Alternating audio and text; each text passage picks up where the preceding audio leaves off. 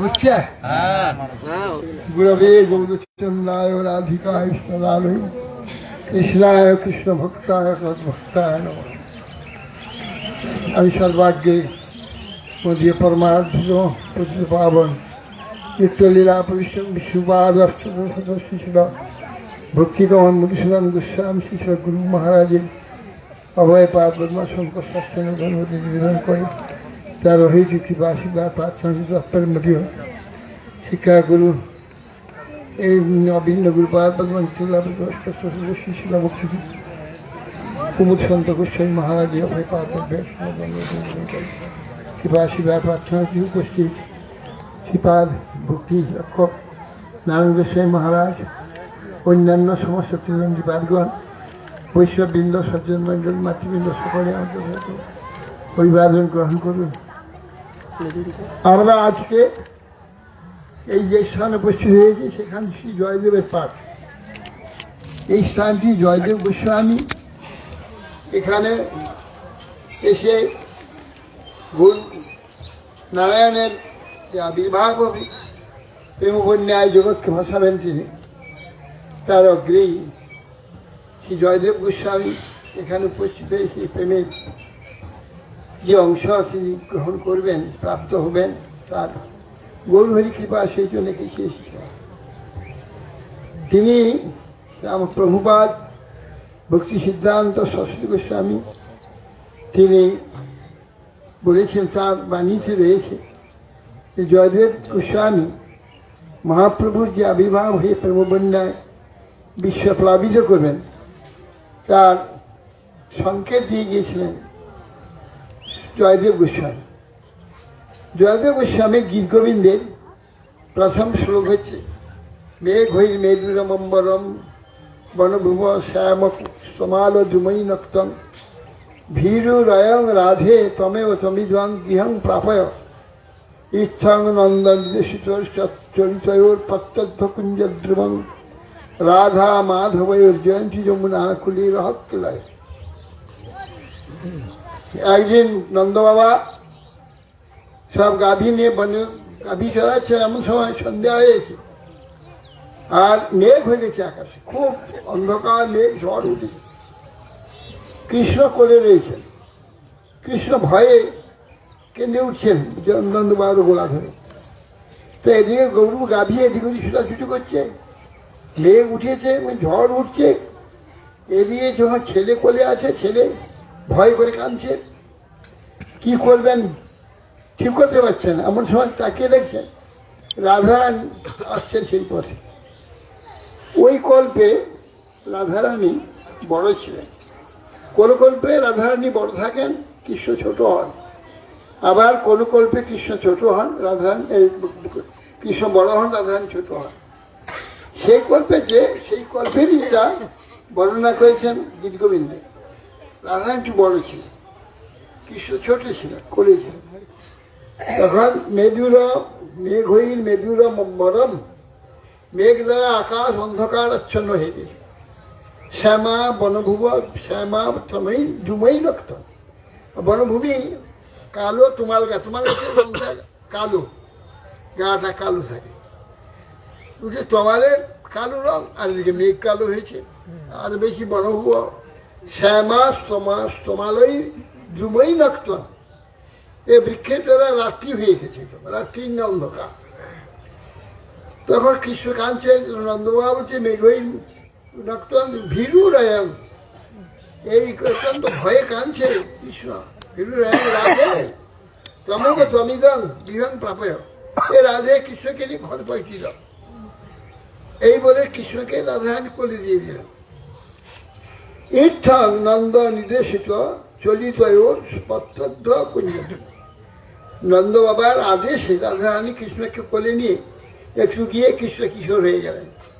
কিশোর হয়ে দুজন কিশোর কিশোরী প্রত্যর্ধ কুঞ্জ ধ্রুবং, প্রতি পথে পথে পথে প্রতি কুঞ্জে কুঞ্জে প্রতি বৃক্ষ তলে তলে রাধা মাধবয়োর জয়ন্তী যমুনা কুলে রহক্কল। রাধা মাধব যমুনা কুলেতে তিনি রহক্কালি করতে লাগলেন। এইটা হচ্ছে গীত গোবিন্দ। কি যে খেলি করেছিলেন, কি করেছিলেন, তার সম্বন্ধে যে জয়দেব গোস্বামী বর্ণনা দিয়েছেন, তার নাম শ্রীগীত গোবিন্দ। শ্রী গোবিন্দতে এটাই রয়েছে, রাধা মাধব তিনি ওখানে। সেই যে জয়দেব গোস্বামী এখানে এই লক্ষণ সেনের সভাকবি হওয়ার জন্য লক্ষণ সেন অনুরোধ করেছিলেন, কিন্তু জয়দেব গোস্বামী স্বীকার করেননি। জয়দেব গোস্বামী এখান থেকে চলে গিয়ে চাপাহাটি গিয়েছিলেন। এইভাবে পরবর্তীকালে জগন্নাথ কৃষ্ণ জয়দেব গোস্বামীকে আহ্বান করেছিলেন। তখন জয়দেব গোস্বামী জয়দেব এই গীত গোবিন্দ লিখেছিলেন। ওই সেই গীত গোবিন্দ নিয়ে জগন্নাথের ওখানে গিয়েছিলেন। জগন্নাথের যে গজপতি রাজা, সে রাজা সেও গীত গোবিন্দ লিখেছিল।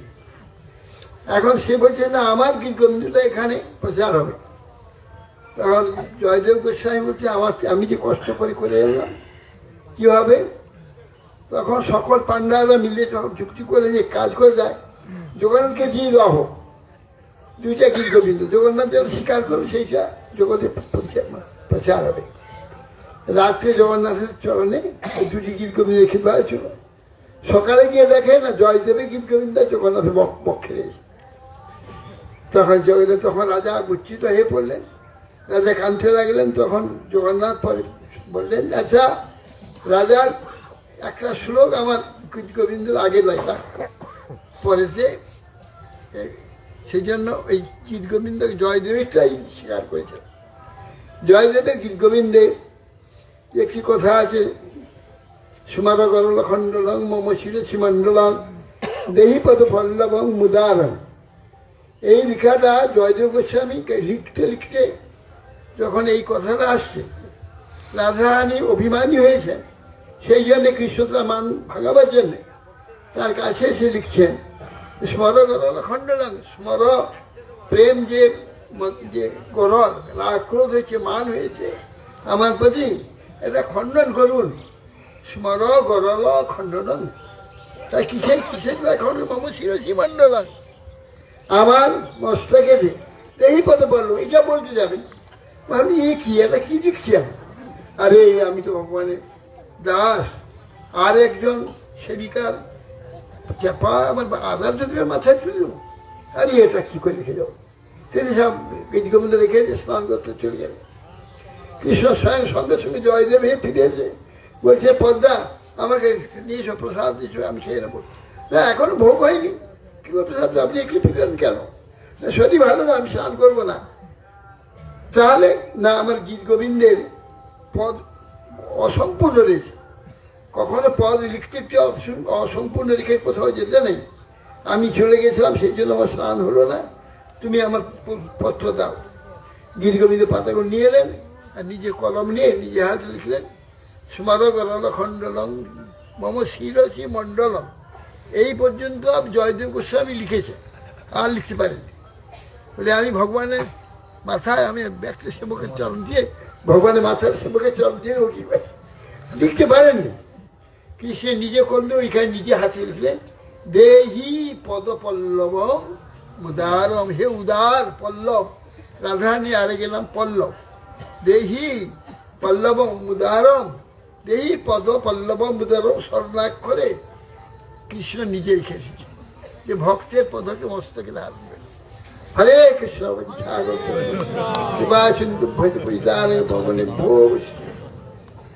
এবার আমাদের সেবাগ হিরণের স্বামী ভক্তিচন্দ্র অরণ্য মহারাজ স্বল্প সময়ের জন্য একটু হরিকথা।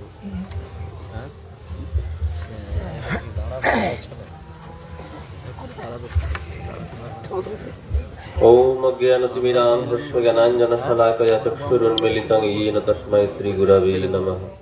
वाञ्छाकल्पतरुभ्यश्च कृपासिन्धुभ्यैव च पतितानां पावनेभ्यो वैष्णवेभ्यो नमो नमः।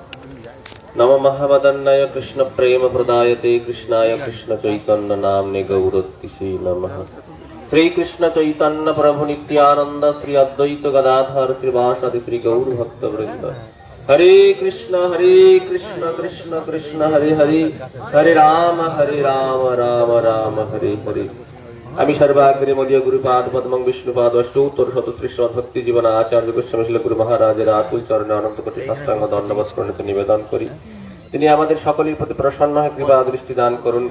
তৎপরে মধ্যে শিক্ষা গুরুপাদ পদ্মং বিষ্ণুপাদ অষ্টোত্তর শতশ্রীষ্ঠ ভক্তি রক্ষক নারায়ণ গোস্বামী মহারাজের আতুল চরণে অনন্ত কোটি সাষ্টাঙ্গ দণ্ডবৎ প্রণীত নিবেদন করি তিনি আমার প্রতি প্রসন্ন হন, কৃপা দৃষ্টি দান করুন। আমার শিক্ষা গুরুপাদ পদ্মং বিষ্ণুপাদ অষ্টোত্তর শতশ্রীষ্ঠ ভক্তি কমল ঋষিকেশ গোস্বামী মহারাজের পাদ পদ্ম বন্দনা করি তিনি আমার প্রতি প্রসন্ন হন, কৃপা দৃষ্টি দান করুন। অন্যান্য ত্রিদণ্ডী পাদগণ শত্রুমণ্ডলী মাতৃমণ্ডলী সকলের চরণে আমার যথাযোগ্য সম্ভাষণ অভিবাদন জ্ঞাপন করি সকলে আমার প্রতি প্রসন্ন হন, কৃপা দৃষ্টি দান করুন। আজকের যে স্থানটি আমরা উপস্থিত হয়েছি এই স্থানটির মহিমা বা এ বিষয়ে অনেক কথা আপনারা শ্রবণ করেছেন। আমরা আসার পূর্বে আলোচনা হয়েছে, গুরু মহারাজ সেই কথাটি বললেন,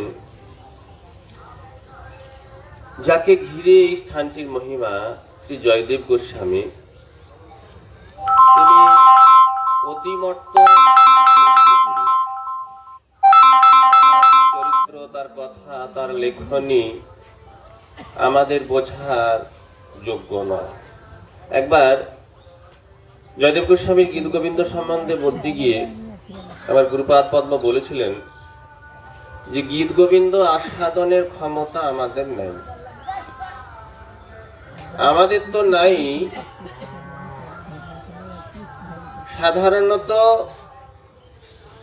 দেখা যায় যে এখানকার যে যাবতীয় যোগ্যতা, যাদের রজতম নাশ হয়েছে, সত্যগুণে প্রতিষ্ঠিত হয়েছে, বিশুদ্ধ সত্যে তারা স্থির হয়েছেন, বিশুদ্ধ সত্যের বিলাসে যারা উজ্জ্বল ভূমিকায় যারা পৌঁছেছেন, তারাই একমাত্র প্রেমের রস আস্বাদন করতে সমর্থ।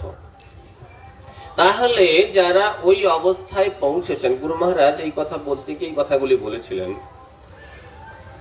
যে যারা ওই জায়গায় পৌঁছেছেন, বিশুদ্ধ সত্যের উজ্জ্বল রস যারা সর্বক্ষণ আস্বাদন করেন, তাদের গীত গোবিন্দ পড়ার আর কি প্রয়োজন? তারা তো সর্বক্ষণ সেই প্রেমের রসে সর্বদাই মত্ত থাকেন। তারা তো এই শাস্ত্র গ্রন্থ অধ্যয়ন করার কোনো প্রয়োজন নেই, তাদের আবশ্যকতা নেই। তাহলে জয়দেব গোস্বামী গীত গোবিন্দ কার জন্য লিখেছেন? না, গুরু মহারাজ তার উত্তরে বলেছিলেন যে এই সমস্ত অতিমর্ত পুরুষগণ তারা নিজেরাই আস্বাদন করার জন্য এই সমস্ত শ্লোকের প্রকাশ করে থাকেন। এই সমস্ত কথা, এই সমস্ত রস নিজেরাই প্রকাশ করেন, নিজেরাই আস্বাদন করেন। ভগবানের সঙ্গে ভক্তের এই এক অনির্বচনীয় আস্বাদনীয় তত্ত্ব, এগুলো আমরা আমাদের ভূমিকায়, আমরা যে ভূমিকায় আছি এই ভূমিকায় আস্বাদন করা সম্ভব নয়। রাধারানীকে আমরা সাধারণ একটা কুমারী বলে জ্ঞান করব, কিশোরী বলে জ্ঞান করব। এখানকার জগতের যে স্ত্রীলোক এইরকম একটা ধারণা জন্মাবে। কৃষ্ণকে সাধারণ একজন কিশোর বুদ্ধি আমাদের হবে, কিন্তু তা তো নয়। কৃষ্ণের শরীর আমাদের মতো শরীর নয়, রাধারানীর আমাদের মতো শরীর নয়। শুধু রাধারানীর কথা কি বলবো, কৃষ্ণের কথা কি বলবো? কোন সাধক সাধনা করে, সাধন বিনা সাধ্য বস্তু কেহ নাহি পায়। সাধন করতে করতে করতে করতে তিনি যখন চরম অবস্থায় উত্তীর্ণ হবেন, যখন ভগবত ধাম প্রাপ্ত হবেন, তখন এ দেহ থাকবে না, এ মন থাকবে না, এ বুদ্ধি থাকবে না, এ অহং থাকবে না, কিচ্ছু থাকবে না। এখানকার মন বুদ্ধি পর্যন্ত থাকবে না। তাহলে রাধারানীর শরীর আমাদের মতো কি করে হয়? তার আমাদের মতো কোনো মন নেই, আমাদের মতো বুদ্ধি নেই, আমাদের মতো অহং নেই, আমাদের মতো কোনো কিছু তাদের সঙ্গে মিল হয় না। তাহলে ওই যে রাধারানী, ওই যে কৃষ্ণচন্দ্র, তাদের যে লীলা রাস আস্বাদনের ক্ষমতা আমাদের কি করে হয়? কখনো সম্ভব নয়। এটা যদি সেই সমস্ত মহাত্মাগণ আমাদের প্রতি প্রসন্ন হয়ে আমাদের প্রতি কৃপা দৃষ্টি দান করেন, তবে কিঞ্চিত কখনো সেই অনুভবটা এক ঝলক, হয়তো একটা ফিলিংস, একটা অনুভূতি হৃদয়ে জাগতে পারে। তা না হলে অনুভব করব, আমি আস্বাদন করে নেব, এটা কখনো সম্ভব নয়। তা এই ধাম কৃপাময় ধাম, গৌর ধামের প্রত্যেকটি ধূলিকণা আমাকে কৃপা করার জন্য প্রস্তুত হয়ে আছে। আমরা যেন সে প্রত্যেকটি ধূলিকণার সঙ্গে যেন কৃপা লাভের জন্য আমাদের সম্বন্ধটা তৈরি হয়।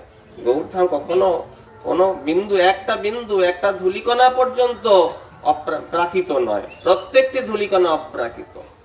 এই জ্ঞানে আমরা যদি শ্রী জয়দেব গোস্বামী পাদ পদ্মে আমরা প্রার্থনা জানাই, তিনি যদি আমাদের প্রতি প্রসন্ন হয়ে, আমাদের নিষ্কপট ভাব দেখে তিনি যদি আমাদের প্রতি প্রসন্ন হয়, তাহলে একদিন ওই গীত গোবিন্দ আমার আস্বাদনের যোগ্য হয়। শ্রী কৃষ্ণ বাঞ্ছা কল্পতরু